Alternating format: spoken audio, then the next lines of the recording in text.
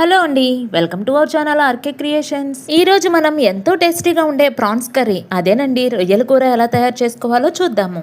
దీనికోసం ముందుగా ఒక ప్యాన్లో ఆయిల్ హీట్ చేసుకుని బాగా సన్నగా తరిగి పెట్టుకున్న ఉల్లిపాయలు ఇంకా పచ్చిమిర్చి ముక్కలు వేసుకొని ఫ్రై చేసుకోవాలి. ఉల్లిపాయలు వేగేటప్పుడు కొంచెం పసుపు ఉప్పు వేసుకొని ఫ్రై చేసుకోవాలి.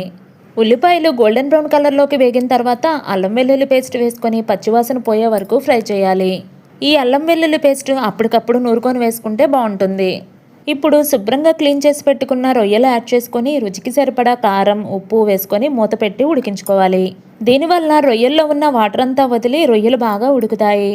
చూశారు కదండి ఎంత వాటర్ వచ్చిందో. ఈ వాటర్ అంతా అయిపోయి కూర దగ్గరికి వచ్చేలా ఉడికించుకోవాలి. ఇప్పుడు ధనియాల పొడి జీలకర్ర పొడి గరం మసాలా వేసి మరో 3 నిమిషాలు ఫ్రై చేయాలి. చివరిగా కొత్తిమీర యాడ్ చేస్తే చాలండి, ఎంతో టేస్టీగా ఉండే రొయ్యల కూర రెడీ అయినట్లే. మీరు ట్రై చేసి టేస్ట్ని ఎంజాయ్ చేయండి. ఇలాంటి మరిన్ని వీడియోస్ కోసం మా ఛానల్ను సబ్స్క్రైబ్ చేసుకోండి.